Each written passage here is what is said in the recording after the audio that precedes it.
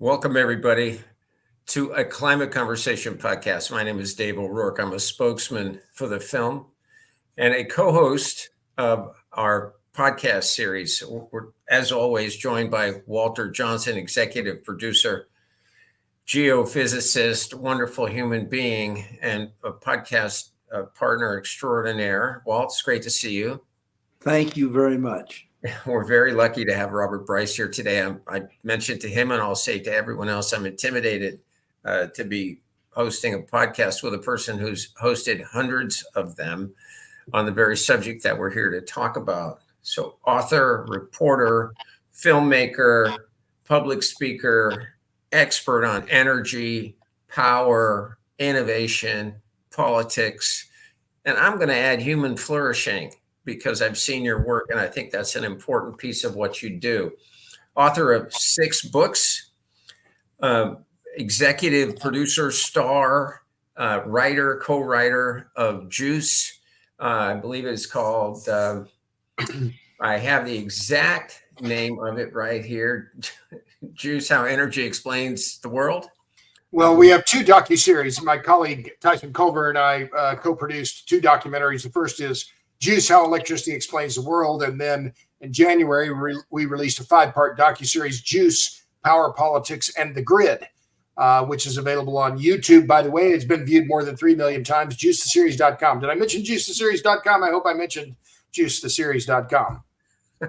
You might as well mention robertbryce.com while we're at it, where people can find your entire podcast series. They can find links to the articles that you've written and blogs that you've published and learn more about you. And I encourage them to do that. I hope they will. I hope they will also spend some time at www.aclimateconversation.com, where our podcast series can be found and where the film can also be found. So this is great. Let's get started. You made a provocative comment a moment ago, and I think that's probably a great place to start, Robert, which is sort of, I think, let me broadly put it this way. What energy transition? You've traveled around the world on this subject. So can you give us a little bit of background on kind of where the world is in terms of an energy transition? Sure. Well, thanks. It's great to be with you. And one more quick promo, robertbryce.substack.com. I'm writing almost exclusively on Substack these days. But yes, what energy transition? We're inundated with these claims. And I would say even it's a very successful marketing campaign. I would even call it a propaganda campaign, because I think that's the right word, that we're in the midst of some energy transition, but the numbers don't show that. And in fact, in June, the new statistical review of world energy came out. And what did it show? That, yes, once again, last year in 2023, global hydrocarbon demand and consumption, rather, increased roughly twice as fast as the growth in wind and solar combined. So we're not seeing some massive, it was 51% faster. Hydrocarbons grew 51% faster than wind and solar. We're not seeing this major shift away from hydrocarbons. And in fact, the growth in hydrocarbons continues to outstrip the growth in wind and solar, despite about $4.7 trillion, according to Bloomberg New Energy Finance, that have been spent on wind and solar since 2004. So I pride myself on, following the numbers, using numbers to explain where we are. And this is one of the big issues that we have to be very sober about. We can talk about climate change all we like, but what about China? What about India, Vietnam, Bangladesh, other developing countries? They're using hydrocarbons, and lots of them, and they're going to continue to do so. And there is no energy transition in particular in those countries. Now, this trend has got some legs, too. There's still a significant number of people around the world with many with no access to electricity. Many people who in a given year might use as much as a refrigerator does in your apartment in the United States in a week. Sure. So you've been around. I've seen your documentary, and I've looked at a lot of your work. You've been to these places where the theft of power is one of the largest crimes in their populations, in Right. their societies. Says something about the need to have electricity. Well, it does. And I borrowed this concept from my friend Roger Pilkey Jr. He coined the iron law of climate change, which is that when policymakers are facing the choice between economic growth and action on climate change, they'll choose economic growth every time.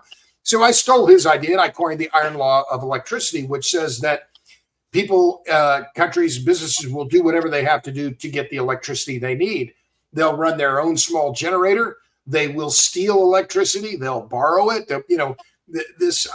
We are in a world today where if you don't have electricity, you're not in the modern world. And I'll confirm your number there, Dave. There are about 3 billion people in the world today who live in countries where per capita electricity consumption on average is less than what's consumed by an average kitchen refrigerator in the United States. So about 1,000 kilowatt hours per capita per year. So 3 billion people, 40% of the world's population lives in places where people live in dire electricity poverty.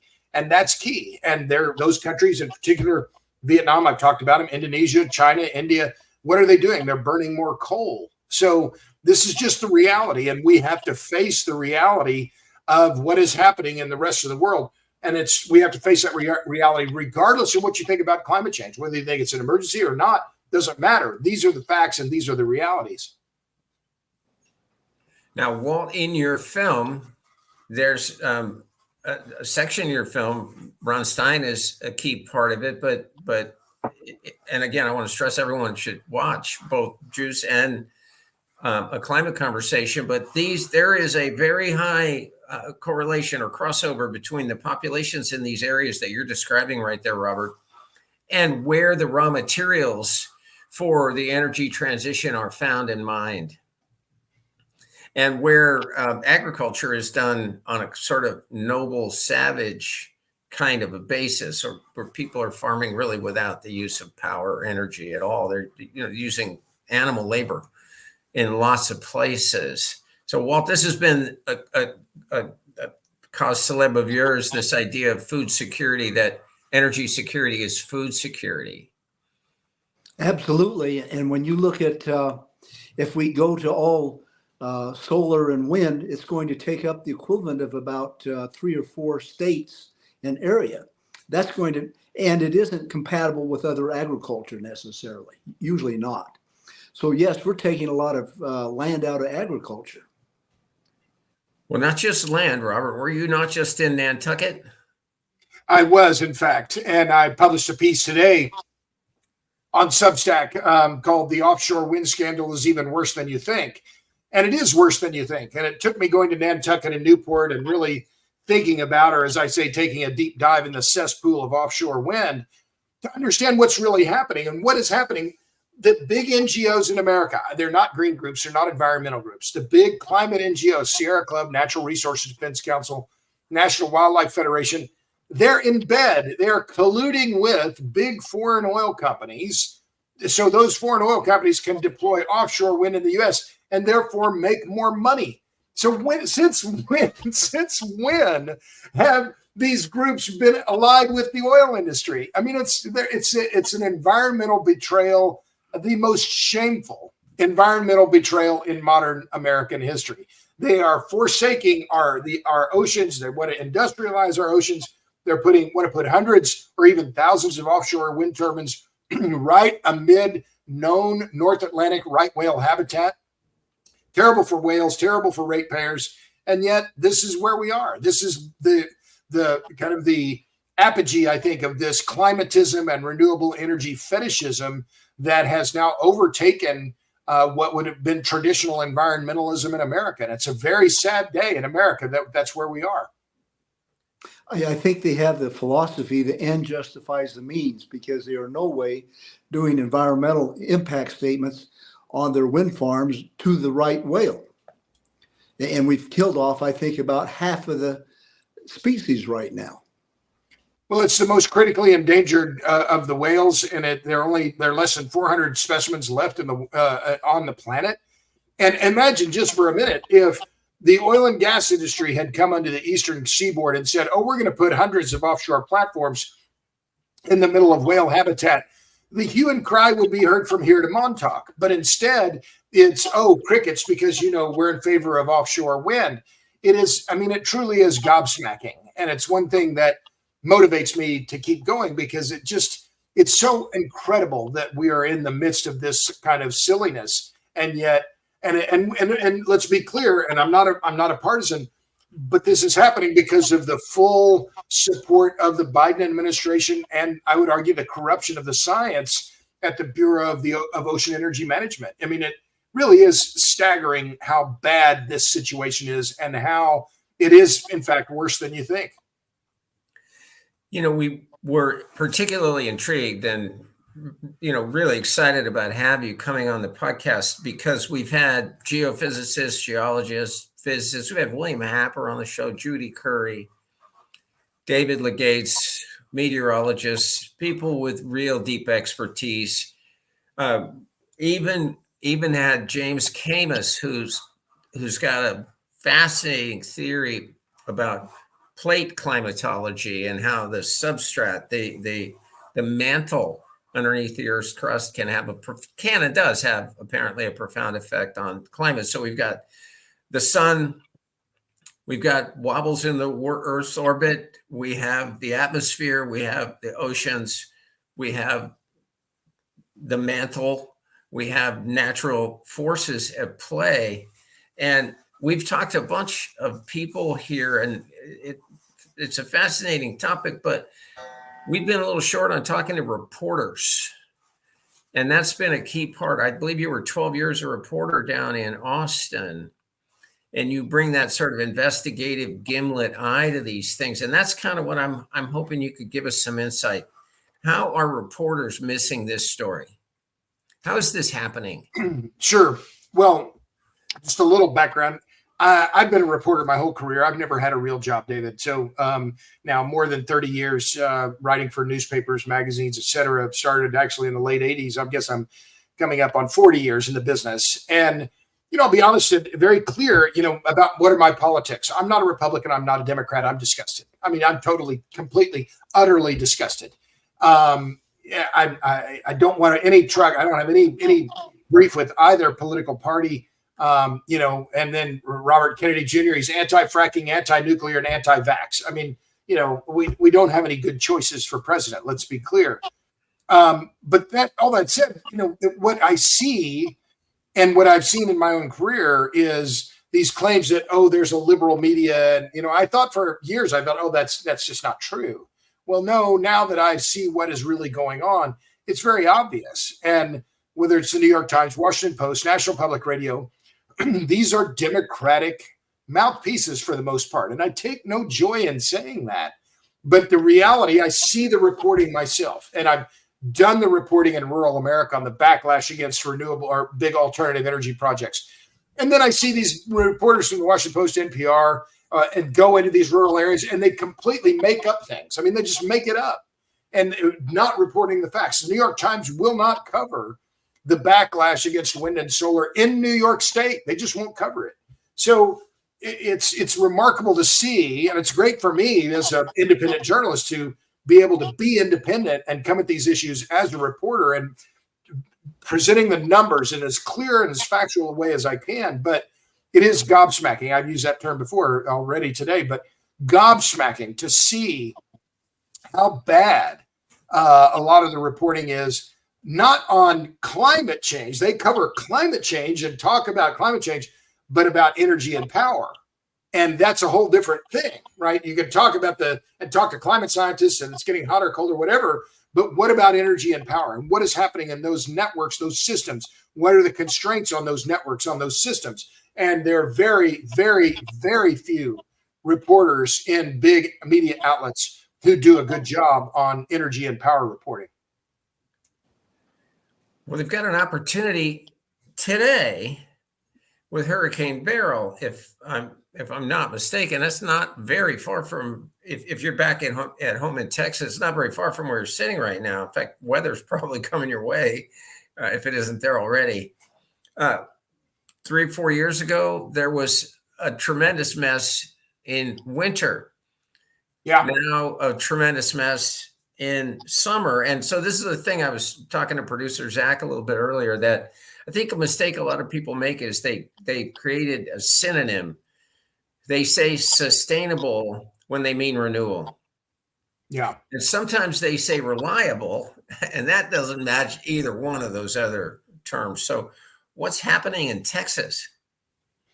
Well, how long is our show today, David? There's a lot to talk about, but let me just cut to the chase. So what's happening in ERCOT? Oh, let's focus on this is the electric grid, because this ERCOT is wholly contained within Texas. It doesn't cover all of Texas, covers most of Texas. And we have our own, it's our own regional transmission organization, our own independent system operator. So Texas is not interconnected with other parts of the country on the electric grid. And we have some interconnections. We have a small interconnection with Mexico, but Texas is essentially an island grid. So let's go back to Winter Storm Uri from 2021. What happened? Well, the state came this close. And by this close, I mean within 3, 4, 5 minutes of a complete system shutdown, which would have been a catastrophic failure. And tens of thousands, hundreds of thousands of people might have died. And restarting the system would have taken weeks, if not months. Well, why did it happen? Well, we didn't have enough generation. And what happened? Well, there was a lot of talk afterward. Well, it's natural gas's fault, wind and solar. Well, there were failures across the system. But what we've seen, though, is that there is no accountability. There's no responsibility for reliability. And that is one of the key issues now facing the U.S. as a whole, is that the reliability portion of this whole discussion around electricity has been completely tossed aside. And there is no accountability in these ISOs and these regional transmission organizations, rather, for reliability. And that was what we saw after Winter Storm Uri. Everyone says, what happened? Well, the system almost failed. Well, why? Well, it wasn't reliable. Well, who's in charge of reliability? Oh, no one. Because they're mistaking electricity as a commodity instead of as a critical service, which is a long discussion. But one other quick point. What happened when the grid was on the verge of failure? Within 2 or 3 minutes of failure, wind and solar were not available. Wind and solar went to Cancun with Ted Cruz. And therein lies one of the key issues, right? That you cannot count on this weather-dependent generation to show up when you absolutely have to have it. Well, is there a time when we absolutely don't have to have it? I'm sorry. What do you mean? Well, I mean, people are in ICUs. Oh, well, sure. Yeah. Babies are in incubators. Well, of course. And this is the key, and that's the key point, is that electricity is fundamental to modernity. As my friend, Dr. Chris Kiefer, a Toronto physician, an ER doctor, says, the electric grid is a civilizational life support system. And without it, our culture, the entirety of our civilization goes down the tubes in a span of a few dozen hours. So we have to have 100% reliable electricity. Now, no system is always 100% reliable, but we need to get as many nines of reliability as we can. And that's costly, and it takes focus and effort. But the problem is that policymakers don't understand the electricity. They don't understand the networks. They go for these easy solutions and these sound bites. Oh, it's renewable. It must be great. Well, wind and solar may be renewable, but they are not green, to quote my friend Jesse Osabel. So what we need is a lot of sober thinking about, in particular, the electric grid. And we don't. That sobriety is sorely lacking. Walt, this idea of cost and benefit in this climate conversation is something I heard first from you. I'd never heard it from anyone. I don't think I've seen it anywhere else since. Well, occasionally, you've had Roy Teixeira, I'd never say his name right, on your podcast. You've spoken with him a couple of times, and he's written brilliantly on realism about cost, but it's buried in a Substack somewhere. They're not running it on page 1 above the fold on New York Times, as far as I know. But Walt, when Ken Gregory in the film did the math analysis and said, if we're going to go to net zero in the United States, the cost is going to be in the hundreds of trillions. And if you went to the UNIPCC and said, well, give us the number for the benefit, right? I'm a business person. We're all business people. You don't care what things cost. If they make a profit, you'll spend more. But I'm not sure that we have a number for benefit. In all your reporting, Robert, have you heard a number put on the benefit associated with an energy transition? Well, of course, there are a lot of numbers that are thrown around, but these are manufactured benefits based on the social cost of carbon, which is a manufactured number. What do we think that number should be? Well, we'll adjust that number up or down or whatever.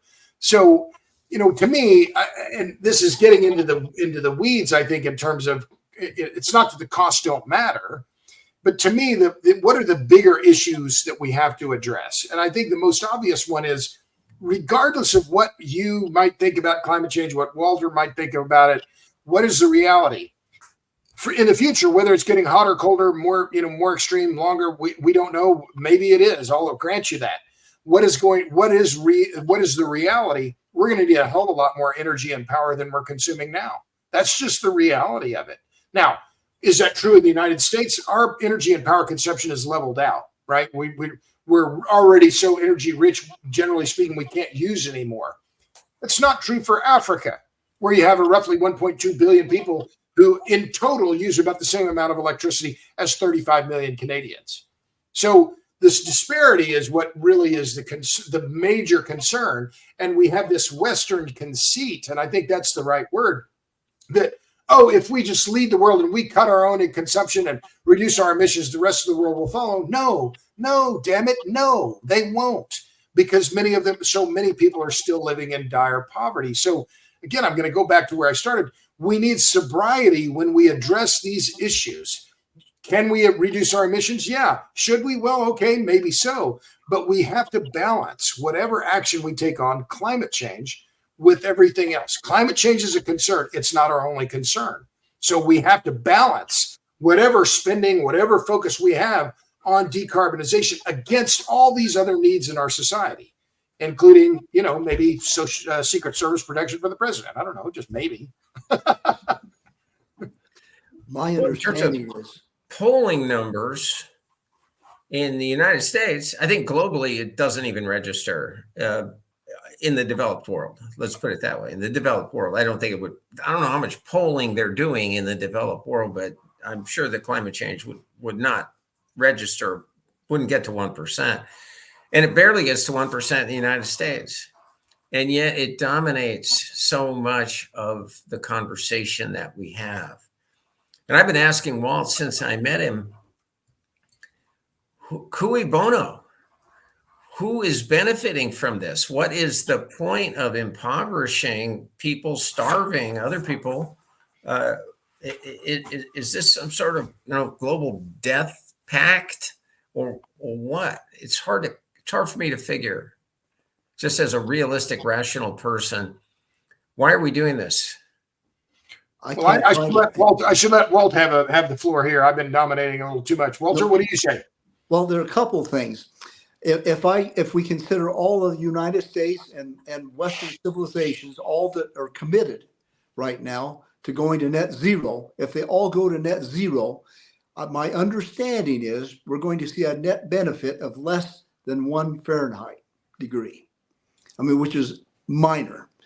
And other people say less than that, but it isn't too much different from that. So we're going to pursue this hundreds of trillions of dollars from our economy. We're going to, and we pass laws, we're going to absorb this stuff within the next 30 years. To spend the amount of money is going to be half of our GDP. And most of that is going to go overseas. And we're going to send so much money over. Our GDP, we have less money than our GDP is. We depend on the velocity of money, people spending money with each other. But if we take that amount, we send it to China, basically, to have all this equipment, then where do we get the next tranche for the next year that we promised to do? I don't see that. I see a total destruction of our society. And I see and I think people understand that are pushing this because they keep pushing it so fast. Yeah. Well, I think that there's something, I'll follow up on that and say what's interesting to me in the politics of this is let's look at Europe. to see how the politics are playing out there around decarbonization and this, this anti-hydrocarbon agenda. Voters are saying, we don't want this. They're very clearly saying this. And even in Germany, where the Green Party has had a lot of political power for years now, they got it drubbed in their last elections. I mean, a drubbing of historic proportions. Same in France. Now, energy is not the only issue on the table that is, key in the EU. Of course, immigration is one of the other ones. But whether it's in the UK now, which is not part of the EU anymore, or more broadly in the EU, you can see voters saying this is not what we want. And I talked to a friend of mine who lives in outside of London. He was in town here in Austin a few weeks ago. I think it was the Monday after the elections, and he said, and I said, well, how do you describe this? And he said, all of this was fine, he said, until people started to understand that all of these decarbonization policies meant they had to change out their heater and they couldn't drive what they wanted to drive. And then they said, no mas, this is too far. We're as Rui Teixeira has pointed out, the working class isn't down with the energy transition. And I think that's exactly right, because what we have seen, the thing that does concern me in America, and there are many things, but one of my main concerns is the class divide. And what we've seen with so much of this climate action and decarbonization push is that it's being pushed by a very narrow segment of the electorate, tend to be coastal elites, and I'll use that term, that have no connection to the working class. They don't know anybody who's in the working class. They don't know anybody who works with their hands. They don't care, because for them, the climate issue is one that supersedes these others. But it's very clear that for the overwhelming majority of voters, and that's what you said earlier, David, climate change is not their top priority, not by a long shot. Well, these seem to be the facts, but they still close nuclear plants, which is the ultimate irony, perhaps. It's absolutely the most economic concentration of energy available to us, non-polluting. Never been a fatality, to my knowledge. The U.S. Navy has, I don't know how many miles have been steamed under nuclear power, but the number is spectacularly huge. Yeah. Never an incident. And in California, where I live, I'm a coastal elite, I presume. I'm not sure. I got to think about that, because that feels pretty good when I say it out loud. But we recently closed 4 hydroelectric dams on the Klamath River and took electricity away from 80,000 ratepayers in an effort to return the salmon population to what it was before the white man came, I suppose, is actually the way it's been, just what's been said aloud about it. How can it be that you want a so-called renewable or earth-friendly energy source, and you close nuclear and hydroelectric plants? How does that work? Well, I'll just jump in. I mean, this anti-nuclear stance has been a key plank of the big NGOs in America now for decades, and in Europe as well. And I think it's part of the way that they elide over or conflate nuclear weaponry with nuclear power. And that's been a key part of this anti-nuclearism that has dominated in among these NGOs now for decades. And I think, where they are is they've got so much sunk cost they can't back up now. They've got to, retain these claims about nuclear being bad and therefore we can't have it anymore and the rest of it. But I think that stance is frankly reprehensible, and I will call them out. Sierra Club, Natural Resources Defense Council, Riverkeeper in particular, NRDC and Riverkeeper were instrumental in the closure of the Indian Point nuclear plant in Buchanan, New York. What happened after that plant closed? Emissions went up and so did prices. This was well known. Of course this was going to happen. That plant was replaced by gas-fired power plants. They closed it anyway. So the hypocrisy of these groups is just flat stunning. And I believe there's a special place in hell for those people, because that's where they deserve to go, because take the climate issue aside, what they've done is reduce the resilience, reliability, and affordability of our power grid. And I think that's just inexcusable on any different level. But it's an ideological fight and bureaucratic fight for these people, and they're not responsible. They don't care. And so they push this, what I think is really a very dangerous agenda. So do you see, or Walt, can you give me some hope here? Is there a tipping point? I'll give you a tidbit of hope right here, and that is the EU Parliament has dropped net zero from their agenda, as I understand it. That's something new. That is something new. They're pilloried in the press for doing it, of course. And I think it's also true, by the way, in the Indian Point closure, thousands of jobs in a small community were lost as well. And this isn't The Simpsons. We're not making this up. This, this isn't Homer's job.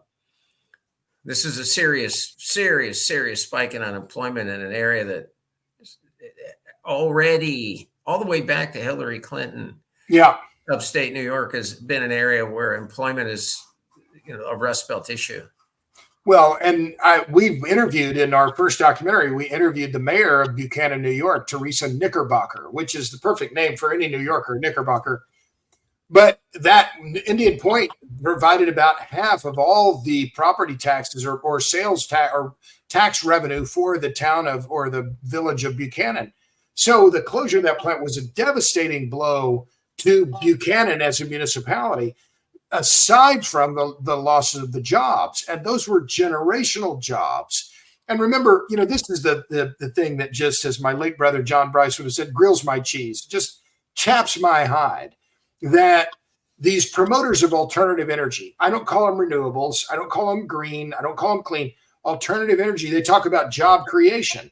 It's baloney. I mean, wait a minute, we're on a podcast. It's bullshit. They talk about creating jobs. What creates long-term, high-paying jobs? The nuclear sector. The Indian Point had jobs, people, they're generational jobs, high-paid jobs, skilled jobs that lasted for decades that people could raise a family on. These wind and solar jobs are temporary jobs during construction, and then they only need a handful of people to maintain these projects once they get up and running.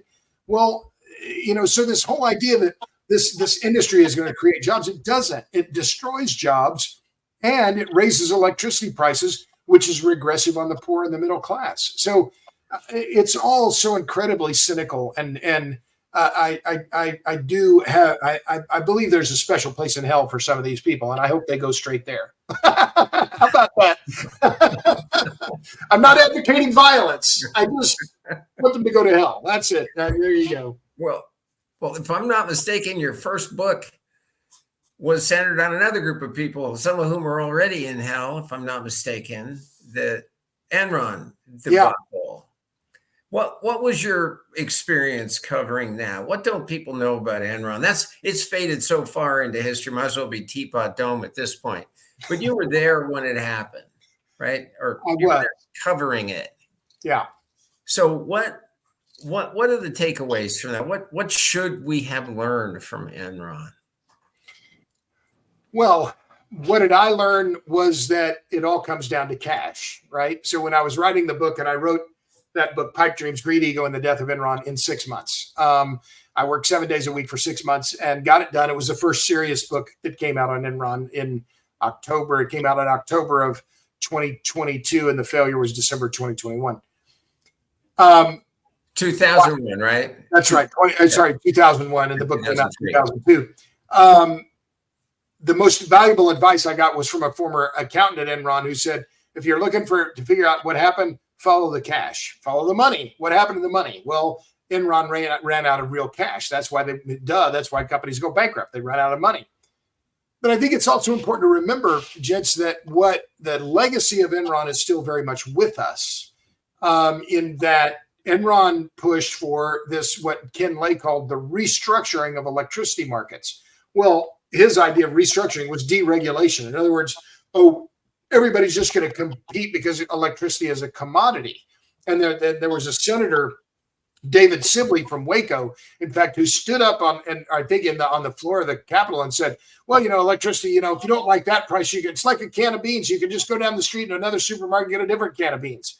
Well, no, Senator, electricity ain't beans. That ain't it. You've got misapprehended the whole thing. But Enron succeeded in convincing policymakers that electricity was just like airline seats or natural gas or any other market that could be deregulated and get more government out of the way. It worked for a while, and it works kind of most of the time, but it hasn't been good for consumers. And therein lies the rub. And I think it's kind of the backlash. I would argue even Winter Storm Uri is proof that this restructuring, this deregulation was a failure. Why? Because now consumers in the state are going to pay much higher rates because of what happened 3 years ago, because the system wasn't prepared. And now we're having to do all these other things to make it more reliable, more robust, which would ordinarily be the job of an integrated utility. So the Enron story isn't over yet. And in fact, it's my friend Emmett Penny wrote a great essay on it. I forgot how he summed it up, but something like, we're still living in the house that Enron built in some ways. And I think that that's right. Well, Walt, you can talk about this a little bit. We had Greg Walcher on. We talked a little bit about the role that government does play versus the role that government should play. Well, I'd like to back up a little bit on Enron. Please go ahead. I'm sorry. When that was happening, I was working in Houston, and I was working for some people in Houston. And everyone was making so much money buying Enron stock. It was unbelievable. I'd look at it, and I just never bought any Enron stock. I just never could see it was a bargain. But I was working for a company that wanted to become another Enron. They thought, gee, that's the way to make money. So they were starting to form an Enron competitor, shall we say. And I had the opportunity to see how they were doing that. And they were hiring these young people, and I would go over and say, what is your background? I'm looking for someone myself. I was expecting to say, well, I got a master's degree in econometrics specializing in commodities. That sounded like a reasonable thing. What I found was they were all swashbucklers, let's say. They were aggressive, risk-taking people. And as this thing was getting off the ground, these people went out to a steakhouse in Houston and just had such a raunchous time. It ended when one of these drunk people took a steak knife and impaled his hand to the table. And it became a big thing. And I left that organization after that. My term was up. But I think that all fell apart.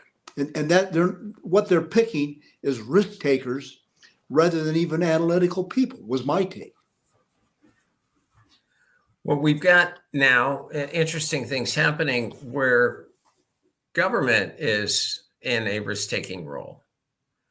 I mean, so policy is always going to have externalities and associated consequences. And most of the time they can't be predicted, and they never, it seems, can be controlled.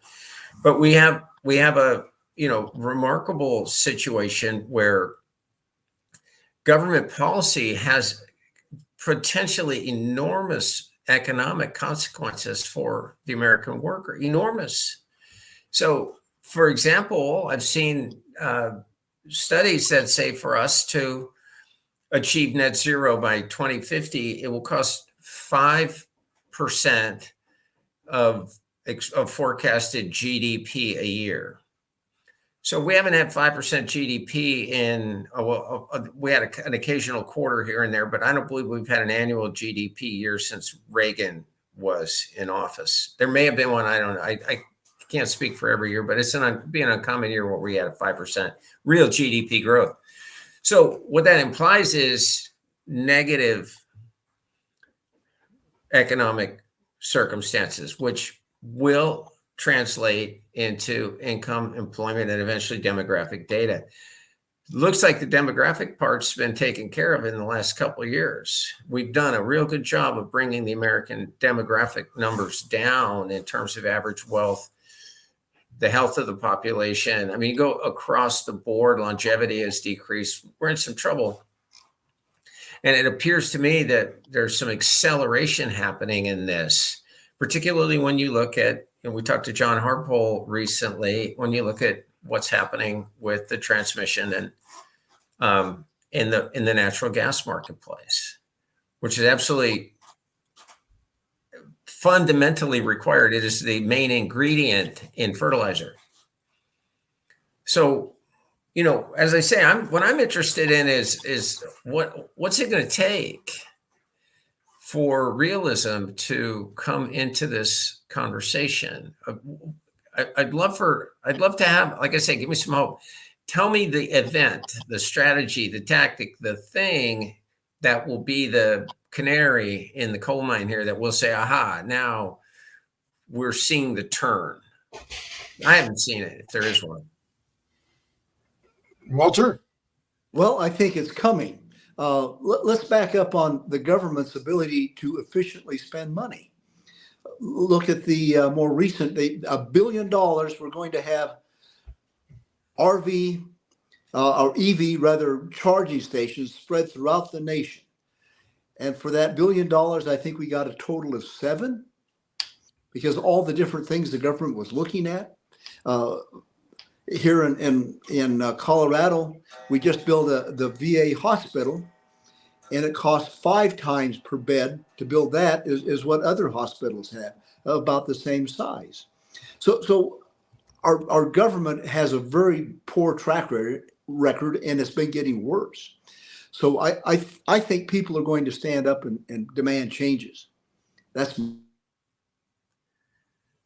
Well, what do you think of that? What do you make? It looks like Walt's having a little technical difficulty, but Robert, what do you think about that? Do people care about how government spends money? Well, of course, people care about how government acts, but I do a lot of public speaking, David. I've got 40 public speaking engagements on my calendar this year, and I get this question more than any other. Well, what will it take to have people understand what's going on? Is it going to take some cataclysmic event?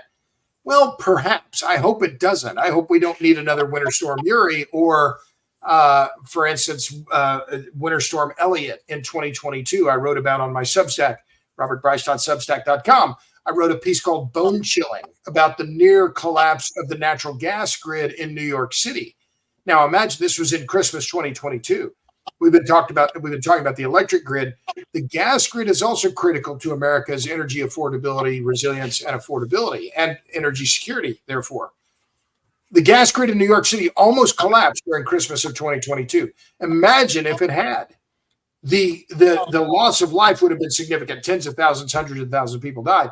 But the damage to the buildings in New York City would have been incredible, because remember how cold it was. Pipes would have burst. Buildings would have been damaged to the tunes of tens, hundreds of billions of dollars. It's feasible to walk through a scenario where just because of a cold snap and bad energy policy, you have this island of Manhattan uninhabitable because of a severe weather event. So, again, I'll say the same thing again. We need sobriety around these issues, and we don't have much sobriety. And that's because we have a lot of very powerful interests who, to turn back to one of the things you talked about earlier, what's driving this? Well, the big banks, big law firms, big business, big NGOs, they don't make money if the system stays the same. They make money if we add stuff, if we build stuff. And there's a lot of grift, and that's not my term, that others have used this. There's a lot of grift in the alternative energy world for tax credits, for boats, Jones Act compliant boats for the offshore wind business, manufacturing, blah, blah, blah, blah, blah. They want to build stuff. And if they build stuff, there's money to be slosh around.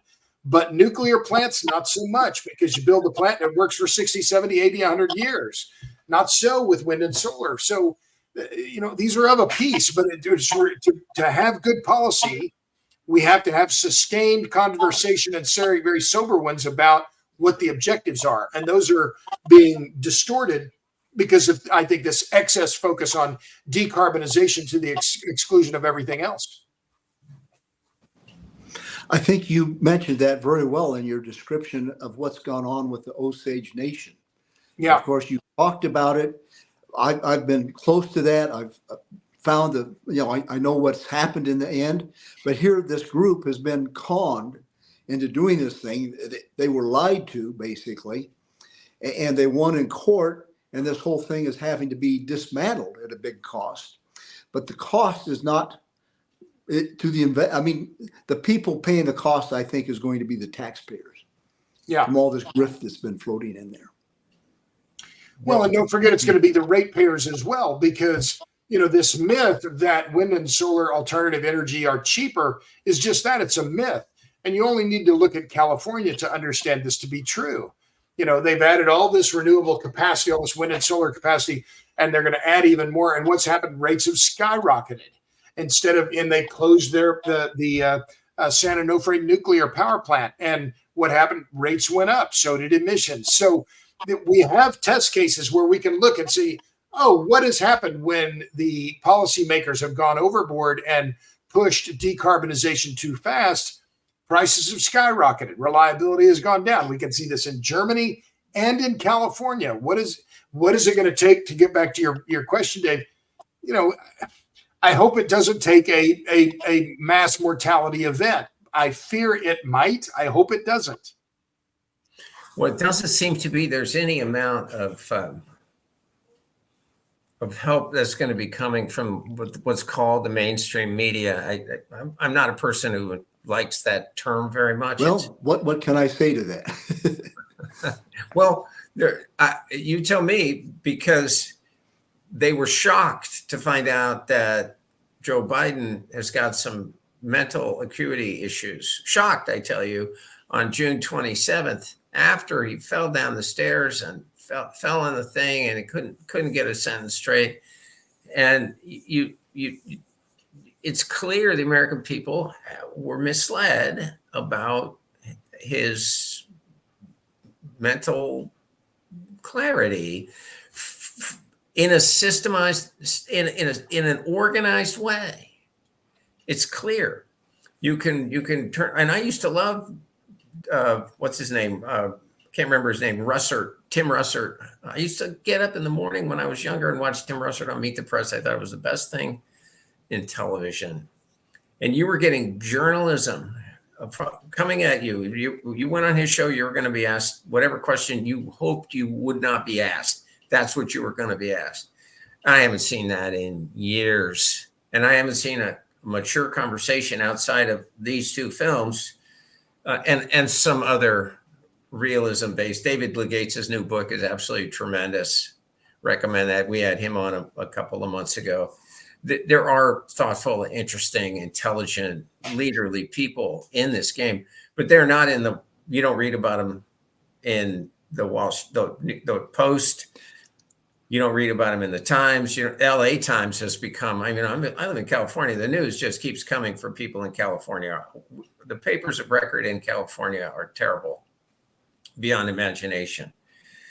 So I don't know what to make of the, and I'm sorry to bang on this theme so much, but I've been blithely building a business career for a very long time, and thinking about my family, my concerns, my outcomes, and came to this climate conversation with Walt, and it's been I've been drinking from a fire hose for years now, and I find myself continually mystified that reason has not reasserted itself, and that it must be the case that senior journalists in major enterprises are lying. It cannot be that they're reading the same information I'm seeing and they're presenting the information the way they are. It must be that they're lying. Excuse me, guys. We're having a severe thunderstorm here in Lakewood, and I can't hear you anymore. So I will just be quiet and watch. Thank you. Okay. All right. Well, good luck, Walt, and stay dry. So what do we make of this idea that journalists lie, Robert? I ascribe to the old Lily Tomlin line, no matter how cynical I get, I can't keep up. And unfortunately, that's the case. And I've seen it myself. I read something. In fact, I will name names Bill McKibben on Substack claimed just the other day that, fossil fuel money is involved in rural America, and rural Americans are rejecting wind and solar projects because they're being influenced by hydrocarbon companies and so on. It's just not true. Now, is it a lie? I would say it is a lie. And I thought about calling him out, and I thought, well, why? This is what he does. He's an advocate. He's not a journalist. But what is the cause of this? Why is the energy and power reporting so bad? Well, I think part of it is that these are non-technical people, and second, they're lazy. And so because they're non-technical, they don't, they'll mistake energy and power. They don't know the difference between energy and power. They don't know really how electricity is made or how complex the system is. And so they get a press release from Princeton or Harvard or Yale or maybe, name it, Cal Berkeley.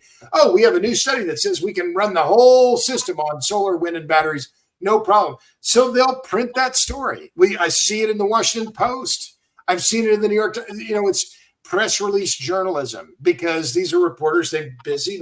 I have to file something, so I'll just throw this crap out there without any sense of history, without any sense of context. So I'm not beating my own drum, but I've become pretty good at this stuff. I don't call myself an expert. I'm a reporter. But I've been reporting on it for more than 30 years, and I've got a pretty good grasp on it and some historical knowledge. Whereas so many of the reporters today who are in these major media outlets, they're very young. They don't have any experience. They haven't really done the deep dive to understand the math or the physics. So they just parrot a line that's been fed to them because that's easy to do. So I think it's, I don't think it's necessarily that they're repeating the big lie. I think that there is an agenda that they're promoting. They want to be on side with their friends at the Sierra Club and not go, over this side because then they're conservatives and, you're for Trump. There's identity politics, there's laziness, there's lack of understanding that together, I think, contribute to this, what is a truly, truly awful media situation. But there's hope. Substack, and I've been writing on Substack.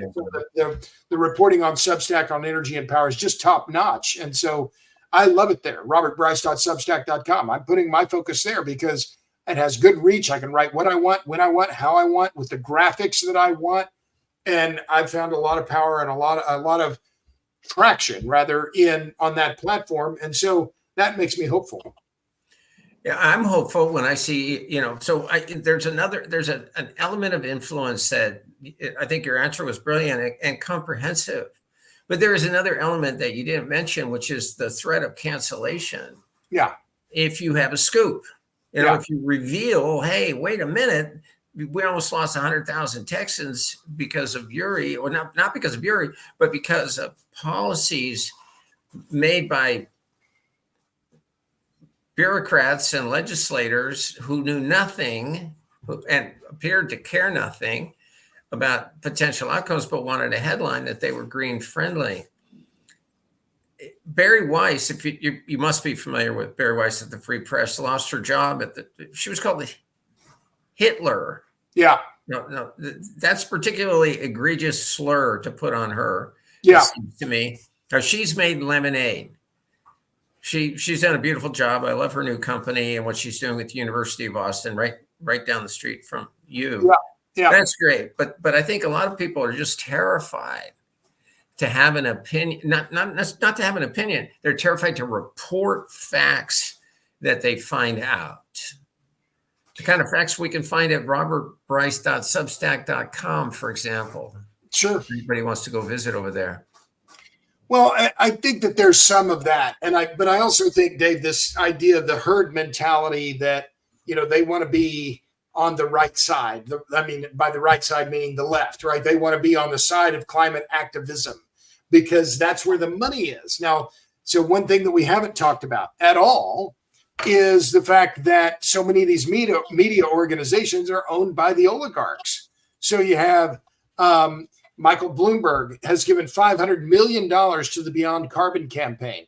That group and that Beyond Carbon effort is the Sierra Club, Earth Justice. I think it's Conservation Law Foundation, and others who are getting millions and millions of dollars in order to sue utilities and others over climate change issues and trying to shut down reliable power plants. Okay, so that's Michael Bloomberg. What does Michael Bloomberg own? He owns Bloomberg, right? So he owns his own media outlet. Jeff Bezos owns the Washington Post. Mark Zuckerberg owns Facebook, which is probably censoring more content that is climate related than any other outlet in America. What else is Zuckerberg doing? He's funding the climate reporting at National Public Radio. I'm missing one other. Oh, Laurene Powell Jobs owns The Atlantic.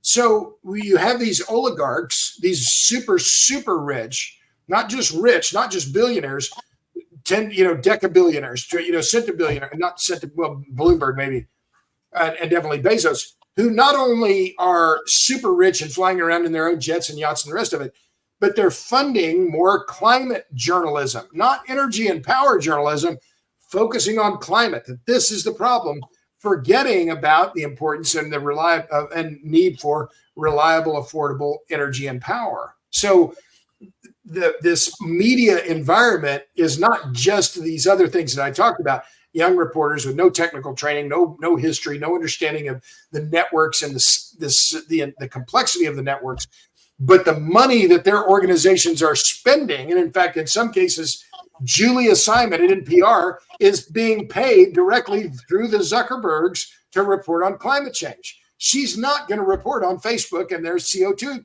footprint. So let's be clear about where the money is coming from and what that means. So I, again, without your background, without your experience, without your knowledge, assume that Zuckerberg and Bezos were paying protection money. That, you want to sell books, or you want to sell, subscriptions, or you want to sell access, or you want to sell advertising.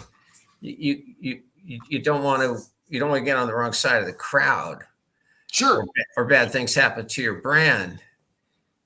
And that's the thing that I find most daunting, is that that's a very difficult thing to change. Oh, yeah. Very difficult. I can't imagine anything more difficult. Well, and I'll take that point, but I also think that it's important to understand that, Substack, and the success of Substack, I think, is in part a reaction to the lack of credibility at a lot of these big media outlets. We talked about the Washington Post earlier. Their readership numbers are plummeting. And that's true for a bunch of the other big media outlets in America. And I think part of that is just that they've discredited themselves, and readers are looking around and saying, I don't trust them anymore. I'm going somewhere else. And so I think that explains part of what's going on.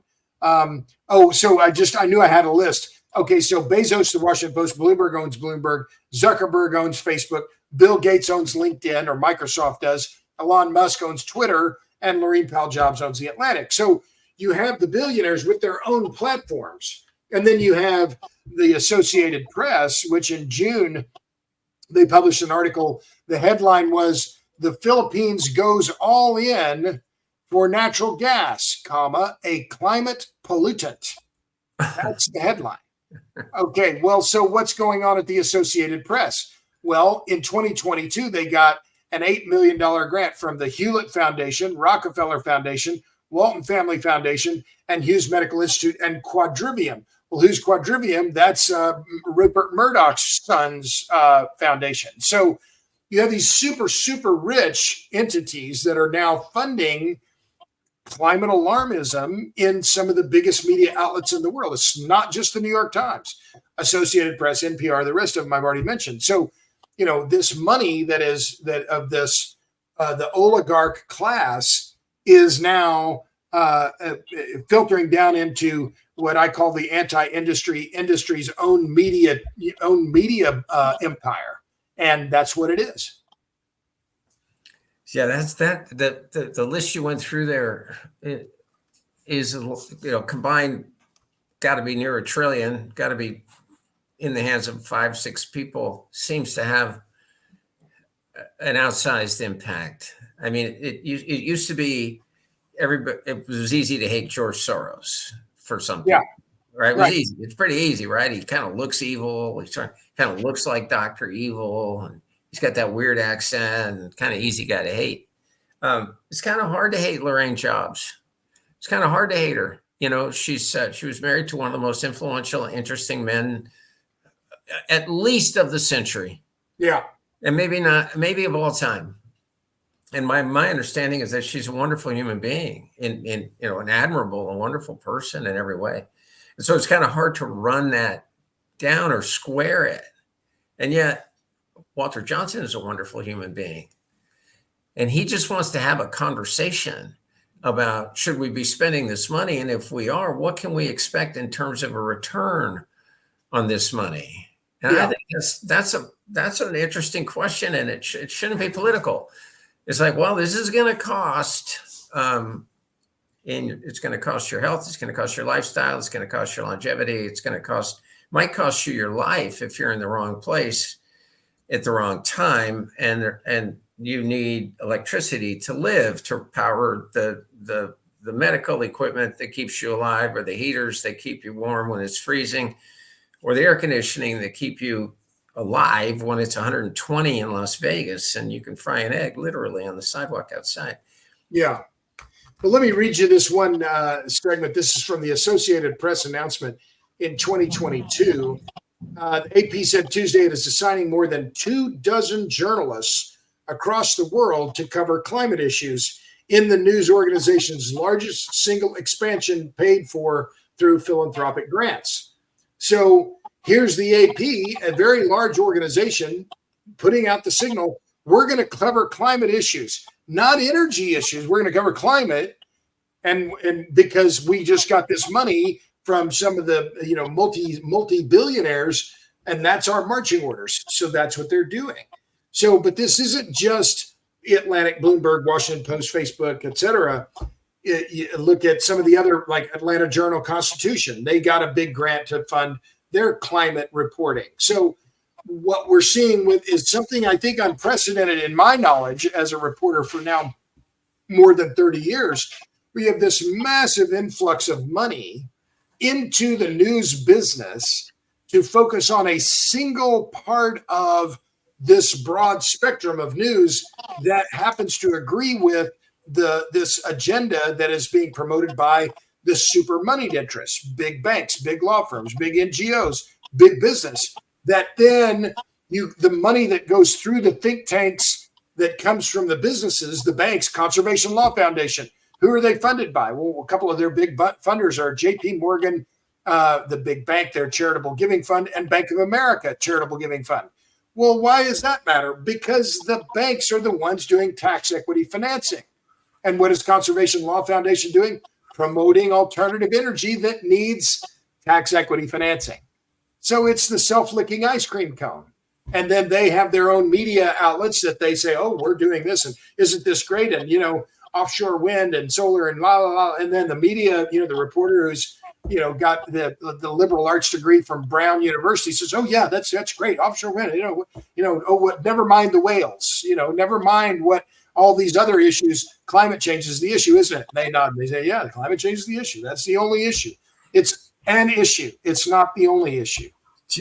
Not a day goes by anymore that I'm not reminded of Soviet Union. Not a day. I mean, literally, not even a part of a day. So you think of things like Pravda, the main journalistic vehicle for the Russian people, the Soviet Union, the USSR for decades, translates to truth. And now you start to think maybe capitalism and deregulation and privatization, maybe they can go too far. And we've got some problems, but I know I'll speak for Walt because Walt, you're still experiencing trouble. I think he is. I'll speak for him that I think maybe the way this really starts is with a conversation. It's with the kind of fearlessness that you have to say, wait a second, where's that come from? What's that mean? How do you know it's true? Maybe you should go to robertbryce.substack.com and read a little bit And not just you, but there are some other people who write brilliantly on this subject. I think Bjorn Lomborg is a brilliant writer, Yeah. and communicator, and no kind of denier, in no way a denier, but a person, a real scientist who I think is looking at it the right way. You have added richly to the conversation here at conversation.com, and I'm grateful to you. We all are grateful for you for being here, and I hope you'll come back and we can spend some more time together. Yeah, that'd be great.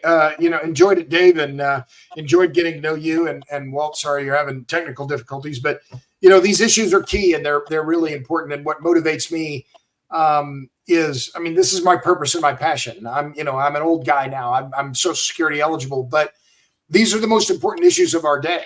Having affordable, reliable, resilient energy and power systems, and they're being undermined by bad policy. And I did this, deep look at offshore wind on my Substack in a piece called The Offshore Wind Scandal is Even Worse Than You Think.